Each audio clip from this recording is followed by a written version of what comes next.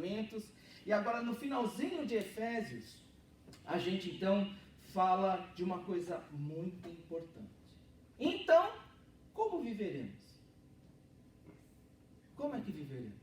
Então, abra suas Bíblias aí, Efésios capítulo 6, nós vamos ler então do versículo 10 até o versículo 24.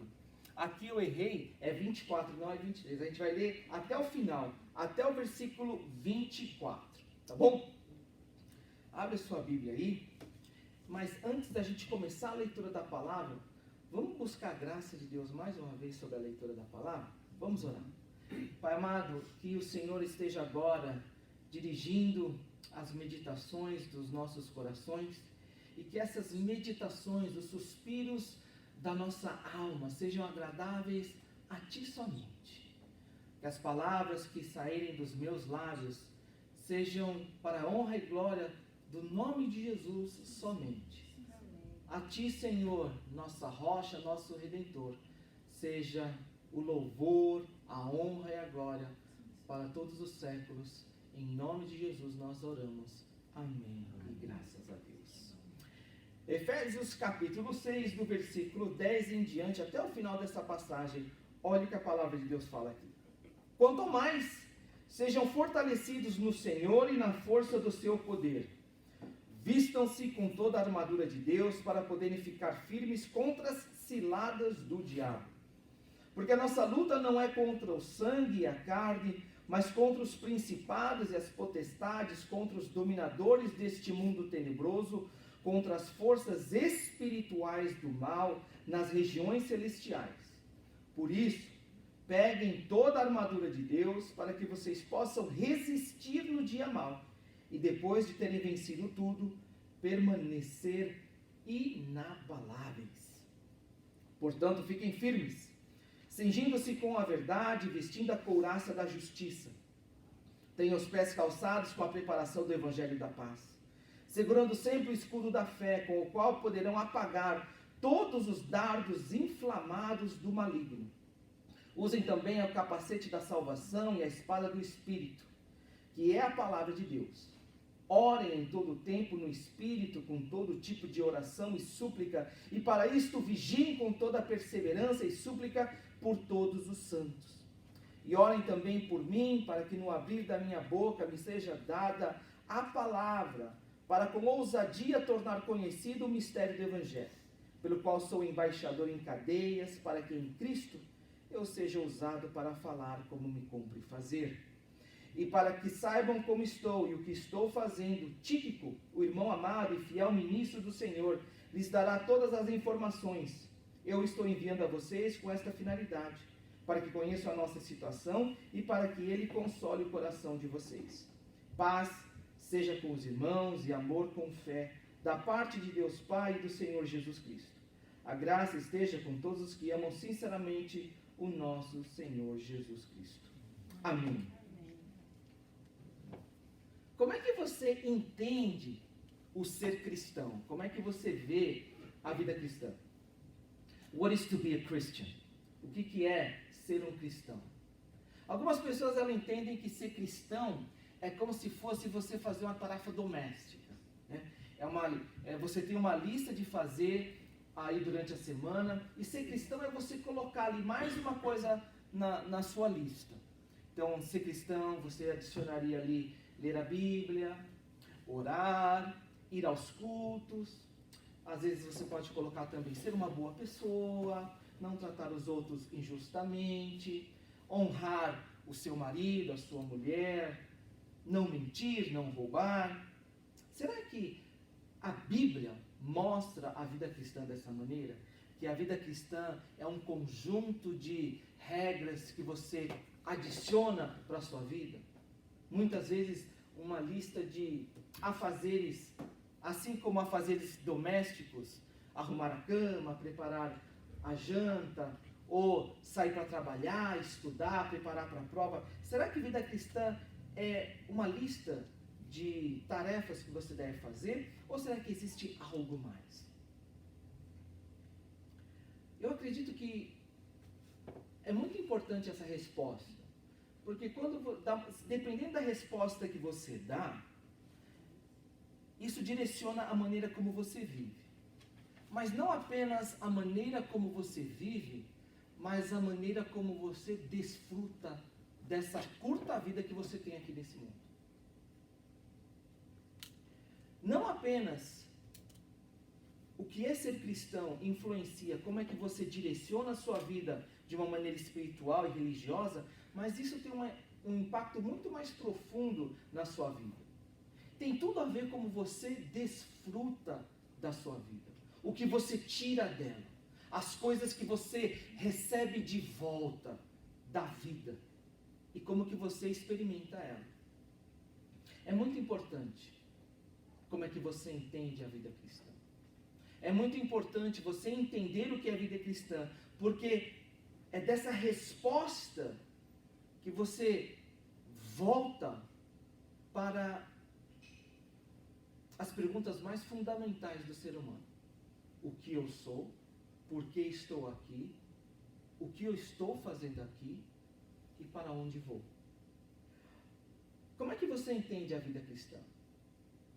A gente poderia refazer essa pergunta e falar, como é que você entende o seu relacionamento com Deus? Porque vida cristã é relacionamento com Deus, não tem como você separar isso. Então muitas vezes, quando você entende a sua vida cristã, ou viver cristão, ou ser cristão como uma lista de tarefas, então você entende Deus como alguém que apenas exige que você faça um monte de coisa. É como alguém que está preocupado com as suas ações. Mas quando você vai para a Bíblia, e quando você entende vida cristã e relacionamento com Deus, você passa a ver algo que era muito maior, muito mais profundo. Tanto é que Paulo, em toda a carta aos Efésios, a igreja que ficava em Éfeso, ele não fala apenas de ser bom marido, ele não fala apenas de ser um bom empregado, um bom chefe, um bom filho, um bom pai, uma boa mãe. Ele não fala apenas isso.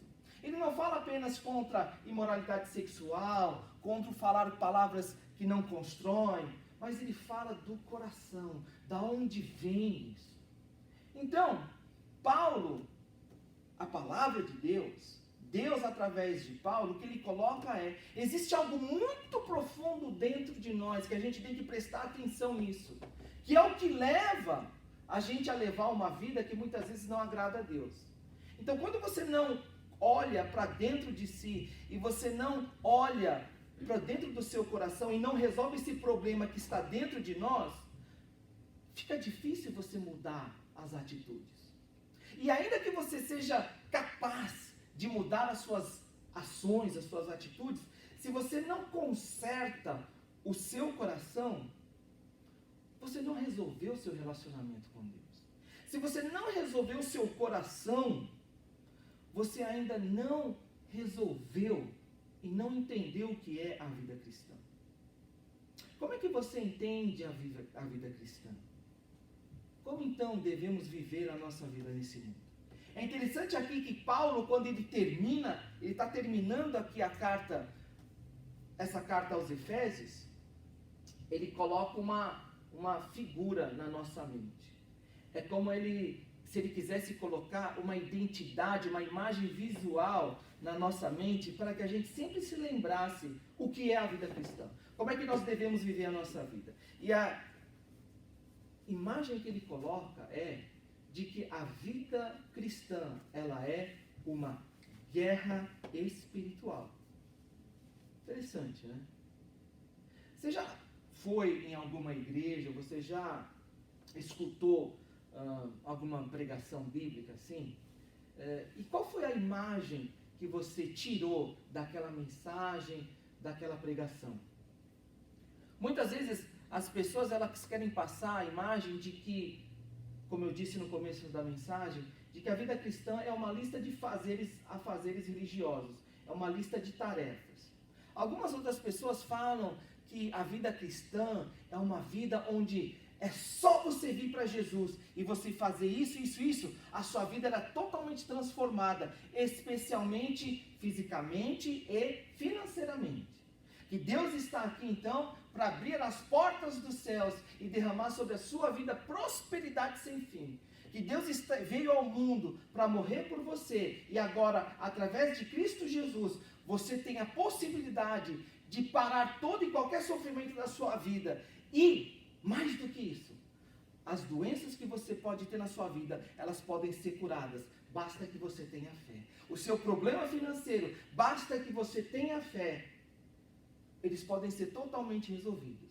Jesus veio para consertar todos os seus problemas financeiros e físicos que você porventura tenha nessa vida. Será que é isso que Paulo fala em Efésios capítulo 6, dos versículos 10, principalmente até o versículo 19? A palavra de Deus mostra a vida cristã como uma luta espiritual.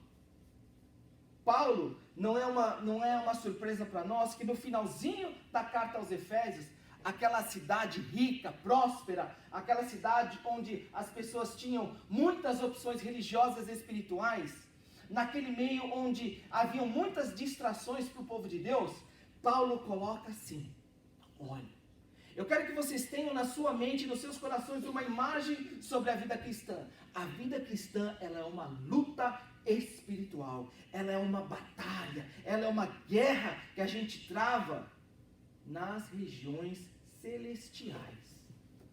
A vida cristã, ela é uma luta. Nós estamos travando uma batalha, nós estamos no meio de uma guerra. Então é por isso que você e eu, nós que confessamos a Cristo, nós devemos nos vestir, revestir de armas espirituais. Nós devemos tomar posse de armas espirituais. Olha que interessante aqui então o que a palavra de Deus fala no versículo 10. A primeira coisa que Paulo fala aqui, quando ele fala, quer passar essa imagem de luta espiritual, de guerra. Olha o que ele fala aqui no versículo 10. Quanto ao mais, sejam fortalecidos no Senhor e na força do seu poder. É interessante aqui que Paulo, ele fala assim, quanto ao mais, estou terminando, finalizando, finalmente, sejam fortalecidos no Senhor e na força do seu poder. Nós estamos numa luta, é uma batalha diária, é uma guerra que se trava aqui. Então o que você precisa é ser fortalecido no Senhor.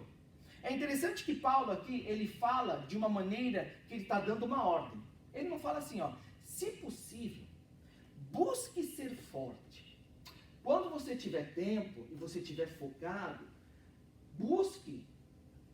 Quando a sua vida estiver naquela situação, ou nas emergências, quando bateu o desespero, nessa hora não. Mas Paulo, ele coloca uma ordem. Sejam fortalecidos no Senhor. Porque era algo que eles deveriam fazer continuamente. Sejam fortalecidos no Senhor. Não era uma opção. Não era algo que, dependendo da circunstância, você ia, não ia, não. Era algo que você deveria fazer continuamente. Era uma ordem, era um comando. Não era um pedido. E esse comando é muito interessante aqui. Porque ele podia ter falado o seguinte: olha, sejam fortes. Sejam fortes. Ele podia ter falado isso. Sejam fortes. Então, se ele falasse sejam fortes, seria o quê? Que a origem da força estava em mim. Sejam fortes. Tá bom então. Mas ele não fala isso. Ele fala, sejam fortalecidos. Porque Paulo, ele coloca aqui que a força não vem de nós, mas depende de algo ou alguém exterior, fora de nós. Sejam fortalecidos. Não sejam fortes, sejam fortalecidos. Se sujeitem a receberem essa força de fora. De quem? No Senhor. Não é interessante? Paulo, quando ele fala assim, sejam fortes, ele não fala para você buscar ser forte em você mesmo. Ele não fala para que eu seja forte com as minhas próprias forças. Ele fala não para eu lutar nessa batalha diária, nessa guerra, com as minhas próprias armas. Mas ele fala assim, Busque ser forte. Mais do que isso, seja fortalecido no Senhor. Porque a sua força não está em você, mas está no Senhor. E na força do seu poder. Você quer vencer na vida? Você quer ser vitorioso em meio aos desafios que a vida proporciona? Você quer enfrentar as dificuldades que dia a dia aparecem? Você quer ter aquilo que você precisa para você poder vencer o dia mal? Busque a Deus. Porque isso não está em você, não está em mim, não está naquela pessoa, não está nessa pessoa, está em Deus. Está em Deus. A força que eu e você nós precisamos não está em nós, está em Deus. E é por isso então que Paulo dá essa ordem para a igreja: sejam fortalecidos no Senhor. Não se enganem. Não pense que mais dinheiro vai trazer força para a tua vida, vai te abrir todas as possibilidades e os problemas vão se acabar. Não se engane com isso. Porque era essa tentação que a igreja de Efésios estava passando. Olha, não seja tentado a buscar esse Deus, aquele Deus, essa igreja, aquela igreja, porque olha, a tua solução não está em igreja. A tua solução está no evangelho puro, na palavra pregada fielmente e na igreja correta, em Cristo Jesus. Então não passa no desespero a tirar para tudo quanto é lado, faz uma corrente ali, faz o desafio aqui, depois vem lá. Não tem isso. Ficar pingando de igreja em igreja e ficar tirando desse daquele ou melhor. Não. Busque a Deus, primeiramente e de todas as coisas, porque é de Deus que você precisa, não de coisa religiosa na sua vida. Por quê? Por que Paulo fala isso? Porque agora ele fala de quem é o nosso inimigo, a nossa luta. Olha o que ele fala aqui no versículo 11 até o 13. Porque a nossa luta não é contra o sangue e a carne, mas contra os principados e as potestades, contra os dominadores deste mundo tenebroso, contra as forças espirituais do mal, nas regiões celestiais. Por que a gente tem que buscar a Deus, ser fortalecido no Senhor? Porque a nossa luta, ela é espiritual, a nossa luta é sobrenatural.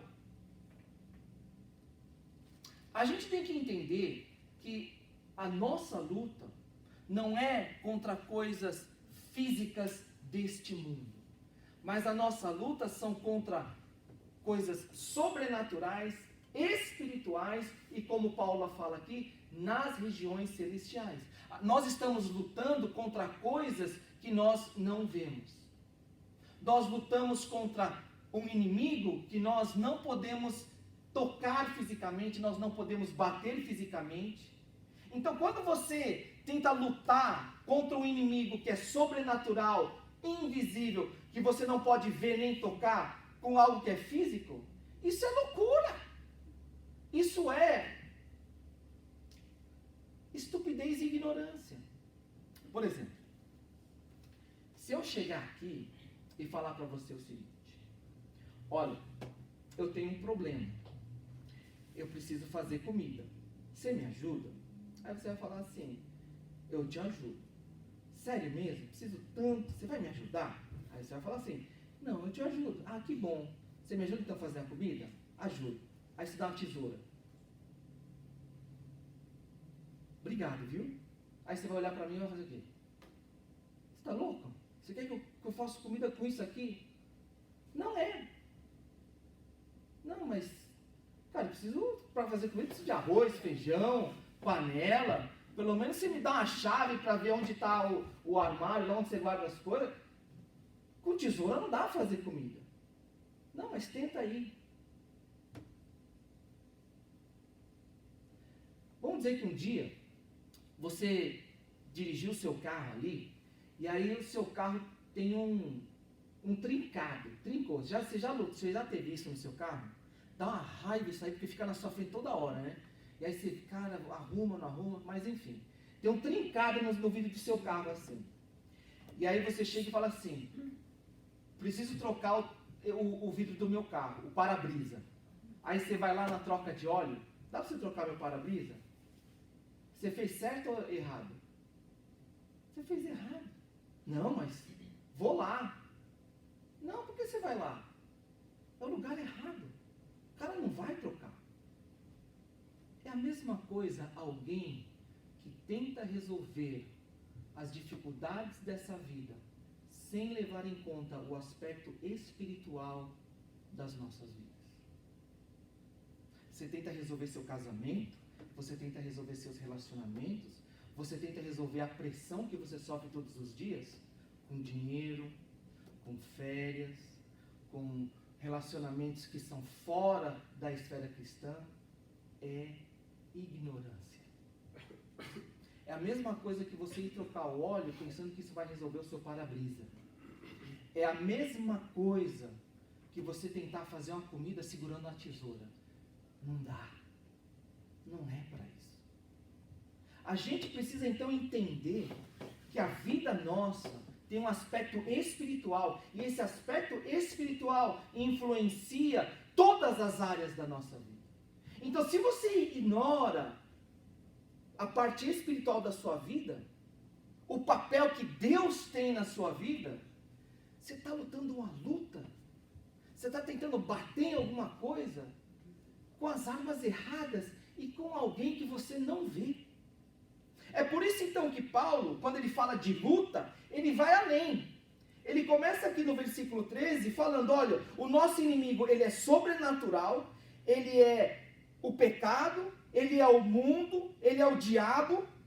E olha por isso então, olha o que ele fala no versículo 13. Porque a nossa luta, ela é espiritual, por isso, peguem toda a armadura de Deus para que vocês possam resistir no dia mau e depois de terem vencido tudo, permanecer inabaláveis. Se a força vem do Senhor, se o nosso inimigo ele é espiritual, então o que eu preciso? De armas espirituais. É o que então ele começa a falar a partir do versículo 13 até o versículo 20. E aí ele fala.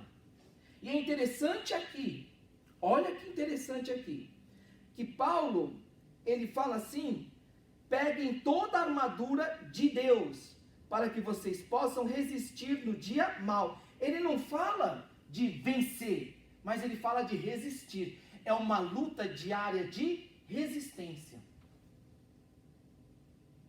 É uma luta diária de resistência. Enquanto nós estamos nesse mundo, nós estamos numa luta de resistência. Por quê? A vitória final só acontecerá quando Jesus Cristo voltar. Então todos nós aqui estamos agora tentando resistir. Nós estamos guardando uma posição. Nós estamos aqui, eu só não quero dar um passo para trás. Então agora eu vou resistir. E Paulo então aqui nessa luta de resistência contra esses inimigos espirituais da nossa carne, do mundo que está à nossa volta e do próprio diabo, ele fala o seguinte, olha que interessante aqui, peguem toda a armadura de Deus. E aqui a partir do versículo 14, ele descreve essa armadura. Eu quero salientar agora uma coisa importante. Quando Paulo ele descreve essa armadura, é dos pés à cabeça. É uma armadura que traz proteção para todas as áreas da sua vida. Não tem uma área que ela não esteja descoberta. Não tem uma área da sua vida que esteja descoberta. A armadura que Deus provê para você te protege em todas as áreas da sua vida. Mas isso não quer dizer que isso daí que todo e qualquer sofrimento Deus vai fazer desaparecer da sua vida. Por quê? Porque é uma luta diária de resistência. Tem coisa que nós vamos lidar nessa vida que fazem parte da nossa luta diária. Tem coisa que você não vai conseguir mudar. Porque faz parte do plano perfeito de Deus para a nossa vida e para o nosso crescimento. É resistência. Tem coisas que vão quebrar o nosso coração, que a gente vai buscar em Deus, que a gente vai pedir para Deus livramento, vai pedir para Deus transformação, libertação. Tem coisas que a gente vai suplicar, cura, e Deus vai falar, não. Porque o plano de Deus para nós é maior, melhor e perfeito.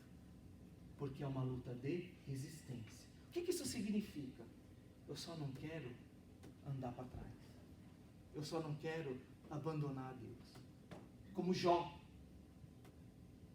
Perdeu família, perdeu os bens, perdeu tudo. Mas no final das contas, ele jamais voltou para trás. Ele jamais abandonou a Deus. E no final, ele experimentou a perfeita e agradável vontade do Senhor.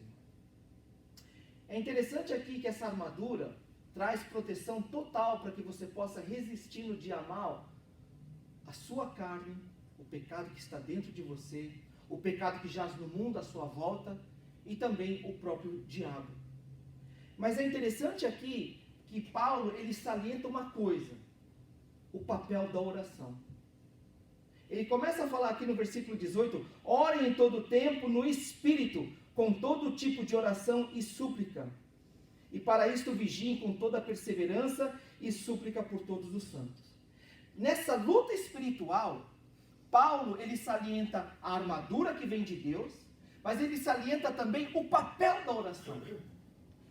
Lembra que no capítulo 5, Paulo fala o seguinte, olha, não se embriaguem com vinho, mas sejam cheios do Espírito Santo. O que é interessante aqui, que quando você une todas as coisas, né, você une como Paulo entendia a vida cheia do Espírito, ele não fala de línguas. Olha, sejam cheios do Espírito Santo, falem em línguas desesperadamente, que levantem pessoas que interpretem essas línguas, e o culto de vocês seja aquele culto onde exista um romper de línguas, não, ele não fala isso, é interessante isso. Paulo, quando ele fala do ser cheio do Espírito, e quando ele fala da evidência, dos resultados dessa vida plena do Espírito Santo, ele fala, olha, é como você trata seu marido, é como você trata sua esposa, é como você trata suas crianças, é como você respeita teus pais, é como você lida com aquele que está debaixo de você, o seu subordinado, o seu empregado, é como você respeita o seu chefe, o seu patrão. Isso é ser cheio do Espírito. Ser cheio do Espírito é também orar a Deus, suplicar no meio dessa luta diária que é viver e estar nesse mundo. É buscar em Deus ser fortalecido no Senhor. É buscar resistir do dia mal. Quando todas as coisas na sua vida falam assim, abandone esse Deus. Para que ir na igreja? Para que ser fiel a Deus? Você não tem razão nenhuma para continuar indo na igreja. Você não tem... Cadê Deus na sua vida? E aí no seu coração, no seu íntimo, você escuta a voz de Deus através da palavra e do Espírito Santo. Eu estou aqui. E aí, na presença do Senhor, você se ajoelha e você abre o seu coração e busca Deus. Eu não tenho forças, mas eu preciso do Senhor. Me fortalece, Deus. Deus, esse problema da minha vida é grande demais. Eu não consigo mudar o coração do meu marido, eu não consigo mudar o coração dos meus filhos, eu não consigo mudar minha esposa. Deus, esse emprego para mim está me estressando demais e me tirando da sua presença. E aí você busca em Deus aquela força para continuar sendo fiel. A oração é uma das principais armas que nós temos à nossa disposição para resistir ao dia mau. O que essa palavra tem a ver conosco hoje? Você tem problema na sua vida? Nossa, ninguém tem problema. Eu vou contar uma novidade para você. Eu tenho alguns problemas na minha vida. Eu acredito que todos nós temos conflitos. Isso não é novidade. Eu acredito que se você chegar, tanto para alguém que não anda na igreja, não conhece a Jesus, ou aquele que está fora da igreja, ou aquele que começou a andar na igreja, ou aquele que já está na igreja há muito tempo, eu acho que uma das coisas comuns que todos nós temos todos nós temos dificuldades. Né? E seria uma surpresa de chegar e falar assim, eu não tenho dificuldade nenhuma. Acho que a surpresa seria essa. Mas a realidade é que, se você é vivo, você tem um conflito, você tem um problema, você tem uma dificuldade. Então, qual que é a diferença de você ser cristão, de você ter um relacionamento com Deus, de você conhecer a Jesus e você não conhecer a Jesus? A diferença é a maneira como você resolve os seus problemas. E como é que você tenta resolver esses problemas. A diferença de você crer em Jesus, a diferença de você vir à igreja, de você buscar um relacionamento com Deus, é a maneira como você resolve seus problemas. E não a ausência ou presença de conflitos. Porque todos nós temos. Mas a maneira como a gente tenta resolver os nossos problemas, as nossas dificuldades, revelam a nossa dependência de Deus. Então, quando a gente se pergunta, e a gente passa a entender que a maneira como eu tento resolver as minhas dificuldades, a maneira como eu tento resolver os meus problemas, revela como está o meu relacionamento com Deus, a minha dependência de Deus, então a gente passa a entender como nós estamos espiritualmente. A maneira como você trata os seus problemas revela a sua situação espiritual. E por que isso é importante? Por que isso é importante? Porque se você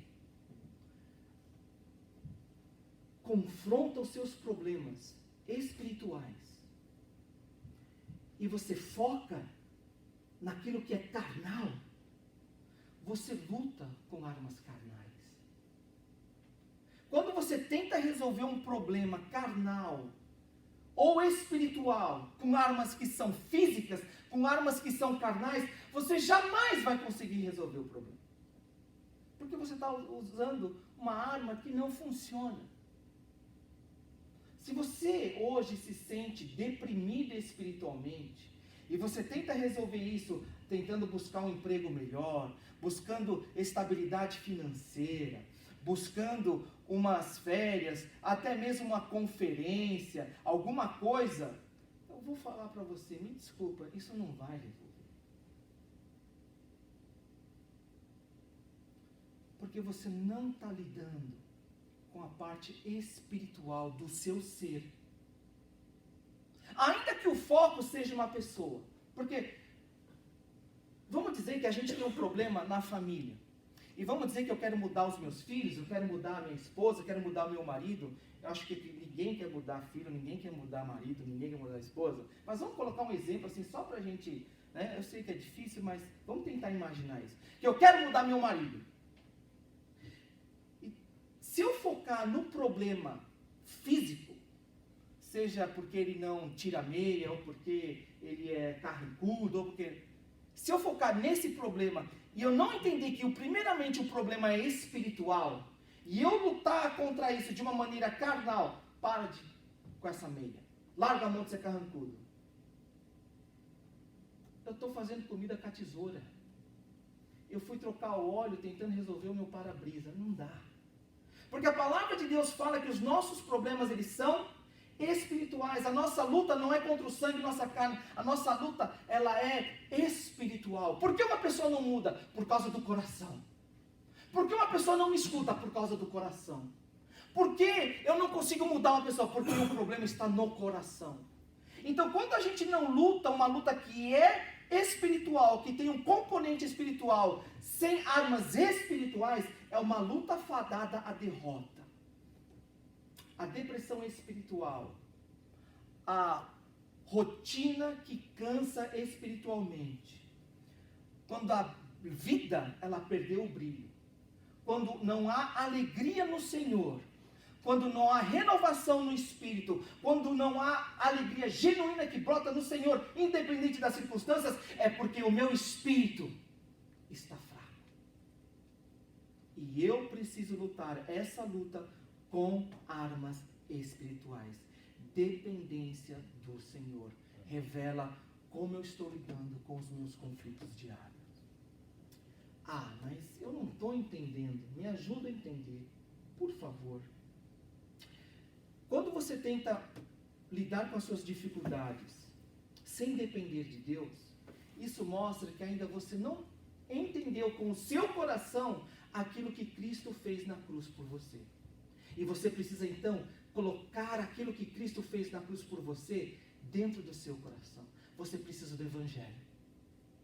Porque Cristo ele veio para solucionar um problema espiritual que eu e você nós tínhamos. E o que ele fez? Ele foi lá e deu porrada em todo mundo, passou a espada em todo mundo? Não.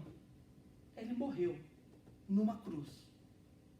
E aí quando ele foi na cruz lá, ele foi reclamando, ele amaldiçoou todo mundo, falou: sua corja de pecadores, eu estou aqui morrendo por vocês, viu?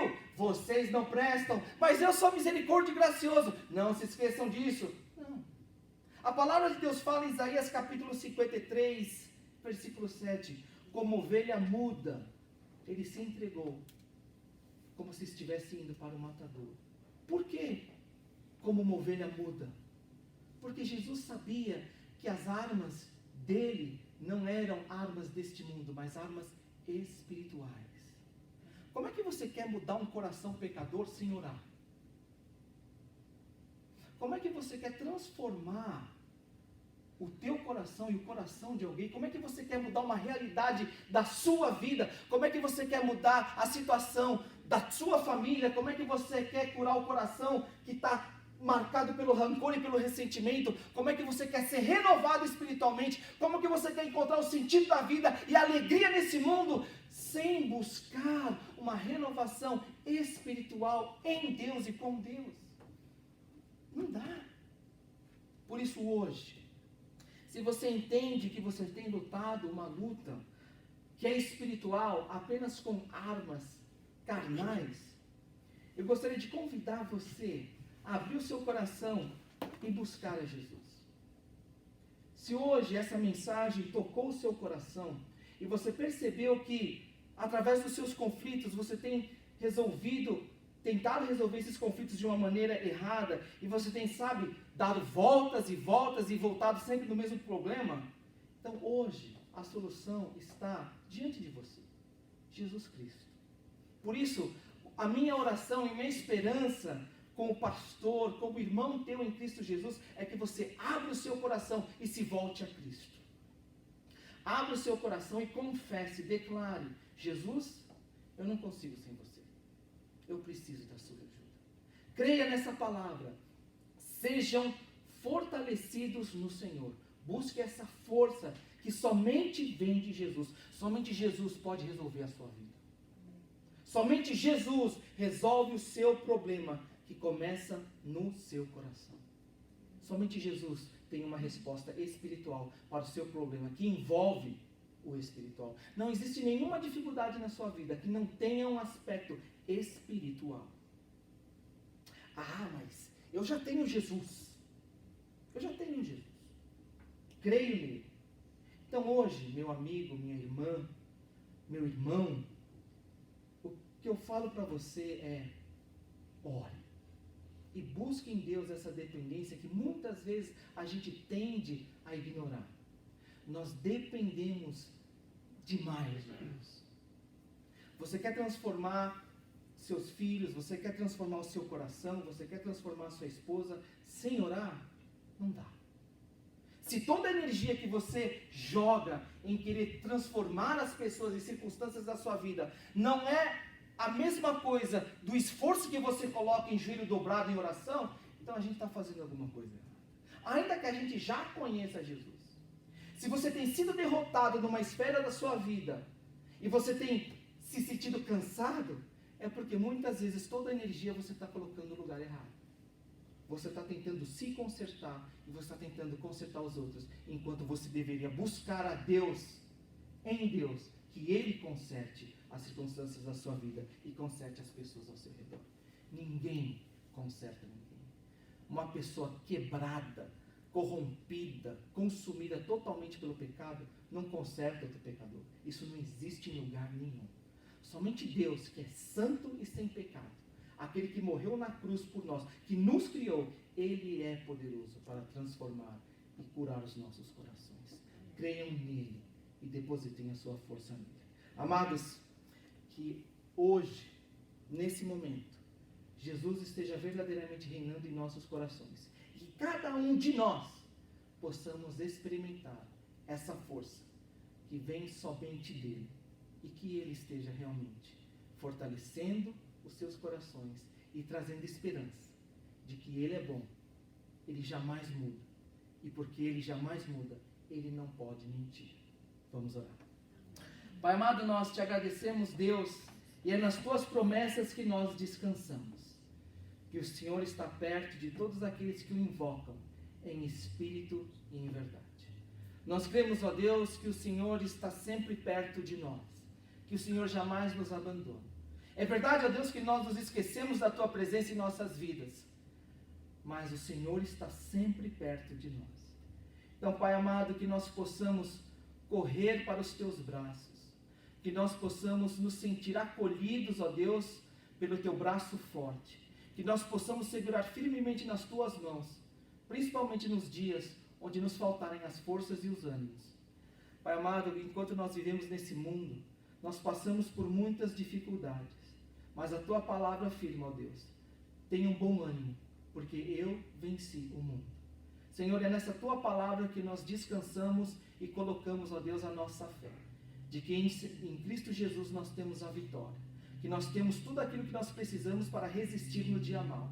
Por isso, ó Deus, vem, cura os nossos corações, cura a nossa vida de tudo aquilo que precisa ser arrancado de nós. Pai amado, se até aqui nós temos tentado curar os nossos corações, a nossa vida, com armas que não são espirituais, quebrando o nosso coração, nos dá a fé que nós precisamos e vem nos cura, nos liberta e transforma, ó Deus, a nossa vida, de maneira tal que nós possamos desfrutar da tua alegria, essa alegria que independe das circunstâncias.